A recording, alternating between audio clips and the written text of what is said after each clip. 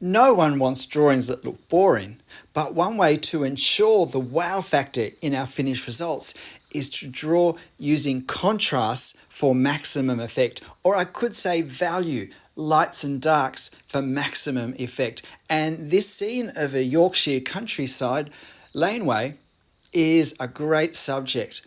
This first minute's just a little bit slower. This is only double speed because I just wanted to make sure that my method was really clear. At this point, I'm doing a series of basically dotted lines to define the lights and darks, the contrasts.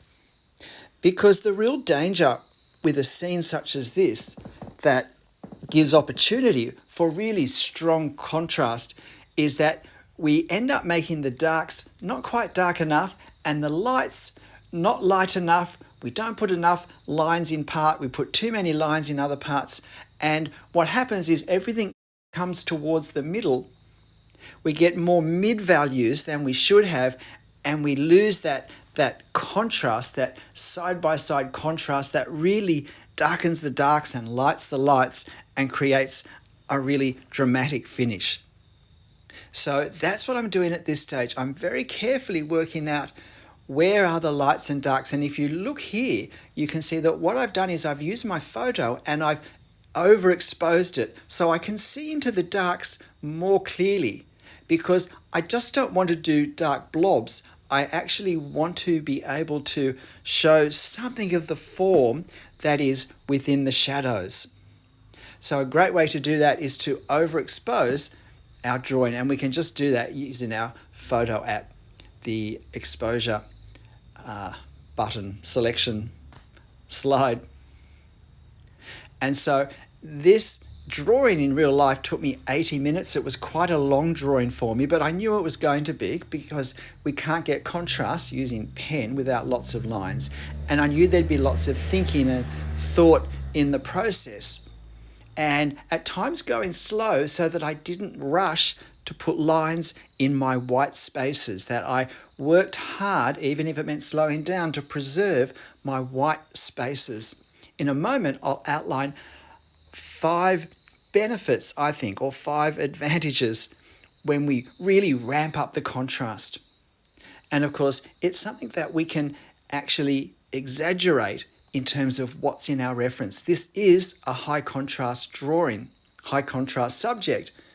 But when we have a subject that's not so, if you like, black and white, we can increase the contrast ourselves to put that extra zip, add that extra wow factor into it. So I'm just finishing this section now, and in a moment, we'll start with the actual line work, which is always the challenging part, the start.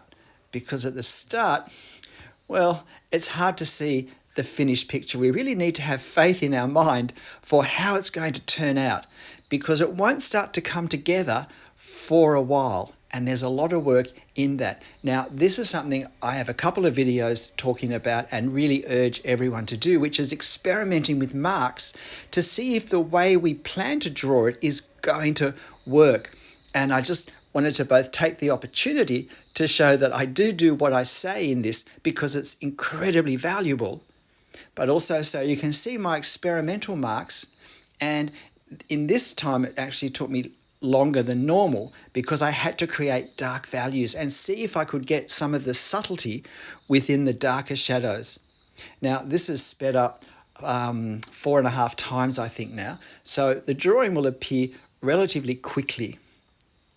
I'm using a 0.5mm Copic multiliner for this foreground section, really just for this clump in the center and the shadows to the left. And then I move to a 0.3 for the midground and the trees in the midground. And then I use a 0.1mm pen basically for that middle left-hand side where we have the distance of the road curving into the distance and the fence and the trees in the far distance.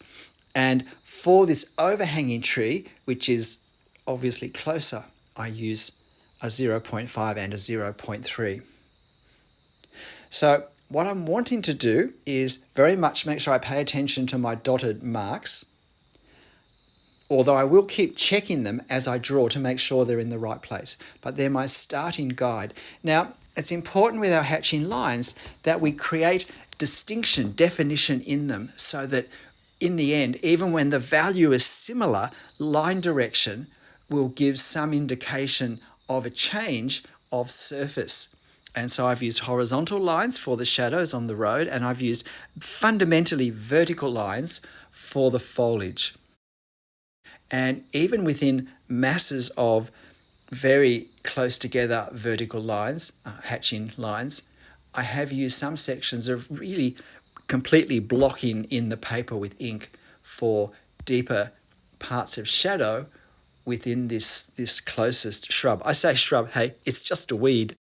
There are 5 benefits I think we get when we draw manipulating contrast, ramping up the contrast or the values. 5 advantages. Now, one of them is visual drama, which is perhaps a more professional way of saying the wow factor. But why wouldn't we want visual drama in our drawings? What we want is to maintain all the extremes, whether they're extremes of angle in perspective or extremes of value or extremes of distance. And so, in this case, extremes of value for visual drama. The second benefit that we get using contrast is it lets us get really good definition of objects and forms. So, for instance, this shrub in the front, or this weed in the front, strong contrast between the leaves that are at the top and the white paper behind to represent the light saturated undergrowth beyond, lets us get really nice clear definition that wouldn't happen otherwise, and therefore lets what this weedy shrub is be more clear. Contrast value can also be great for planes of depth moving back. I often visualize a scene such as this the way I would if I were designing an old-fashioned opera stage set, where we'd have some wings coming out closer and then further back and then further back. So in my mind, I divide it in horizontal layers moving back, and contrasts are a way of defining these layers, such as the darkness in front, then the light section behind, then the dark section behind that, then there's another very thin light strip that we can see through the trunks of those trees under their foliage. And then finally, contrast is great for helping us to define distance, which is related to planes of depth or depths of plane, but it's not quite necessarily the same thing. But by having the darks further forward and the darks then becoming lighter darks as they move back, we replicate the visual effect in life when we look into the distance, and the atmosphere that we see means that the things in the further background are not as clear as the things that we're seeing closer up. And part of that not as clear is that the values, the lights and darks, are relatively lighter than those same darks would be if they were closer towards us. And finally, drawing with contrast is a great tool to use when we're trying to capture the effect, when we're trying to draw the effect of a scene, the effect of a subject, of an object.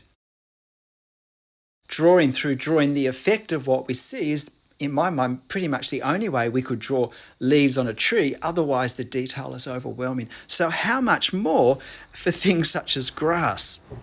This is such an overwhelming amount of detail in this subject if we look at what the actual objects are. If I were trying to do this drawing by line, by outlines of all the parts that I see, it would quickly become impossible, quickly become overpowering. And look, if you're finding this helpful and interesting, why not hit the like button right now before you forget, please? That helps me tremendously. And I would love to hear in the comments what you think of this drawing. It was a challenging drawing for me, and in a sense, I wasn't sure how it was going to turn out until it turned out. It's very different from my Australian countryside, my Australian bush scenes that I've been doing quite a few of lately, with its much thicker, more dense, lush undergrowth. But that also means stronger shadows and stronger values. I don't have colour, so I exploit value to create definitions so that we can understand what we're looking at. Now, silhouette edges are going to be really important in this. So particularly in that front closer shrub, those little upright stems and the leaves on each side. It's really important that pretty quickly when we look at this scene, we can tell that that's a shrub, because that sets the pace to understand. As we move in, we see the leaves coming down from above that are also quite close and are very dark too. So they draw our attention, and that frames the scene between being attracted downwards and upwards. We end up looking through the middle, which is a great dynamic to have in our drawing, because the manipulation of value is drawing us into the scene. And then we have the value in the midground that I'm doing now. I've switched to a 0.3mm pen.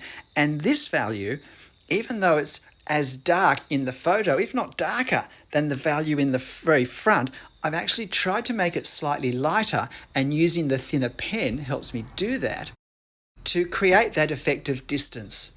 Sometimes what the camera captures is not quite what we see in life, and it's certainly not helpful for our drawing to give that sense of distance. And without a sense of closer, not so close, further, furthest, in a scene such as this, everything does tend to merge into one, and it becomes harder to see what we're drawing.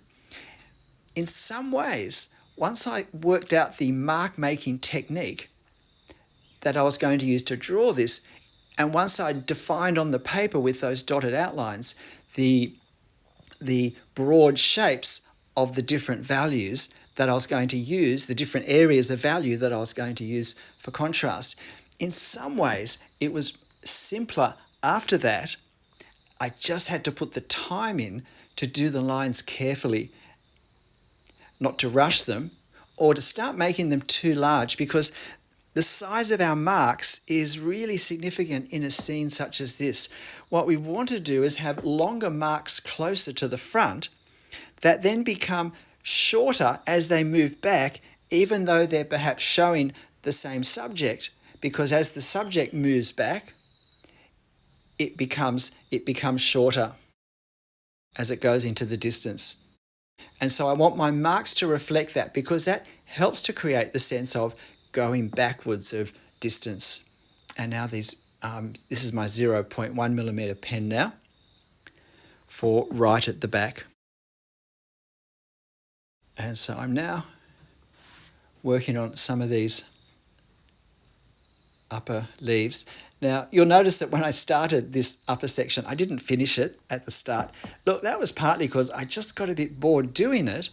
And I thought, look, I've established the edges of this dark overhang, which means I know I can bring the trees that are behind right up to it now, because I know where the edges are. But it does mean I get a rest from doing it, so I'm not tempted to kind of rush them, do them too quickly, start making my marks too big or carelessly. And in fact, I may be able to do them a little better when I've got the relative values of the other parts in place. I did want this to be very dark up here. So now we have the fairly complicated section of these trees that are in the midground. They don't look so complicated in the photo, but exactly how I'm going to do those with my lines to create enough value, but still also convey the form of what they are, because it is getting quite, well, complex with lines and marks. And I think this is an excellent example of we need to think of drawing by making marks, not by drawing lines. How would we draw this scene if our focus was on lines? It would be very, very difficult to do. But with marks, well, lines are a type of mark. And so if we're thinking marks? Well, we can draw lines when we need them, such as in the tree trunks and branches. But generally, we're free to think of whatever ink we put on the paper in whatever shape or form to create the effect that we want. I'm just darkening now these trees a bit at the very end because I thought the relative value between the leaves and the grass below the trees wasn't, it was too great. I thought the trees needed to be a little bit darker, and here I go now, just darkening those. You'll find this reference photo on my channel community page if you want to have a go drawing it. It is a challenge, but why not? This is how we learn. And you can do it more than once. So we just zip these off and we are done. What do you think? Have I captured the wow factor of the photo or not? Tell me what you think in the comments. I'd love to hear. G'day, I'm Stephen Travers. Look, I hope you found this interesting. It was a challenge for me to draw, but we grow by pushing ourselves. But it's a great example of contrast in a drawing. So therefore, it's also a good example to play around with. But look, whatever you draw and however you draw it, however it turns out, wow factor or not, make sure you have fun. I'll see you next time. Bye.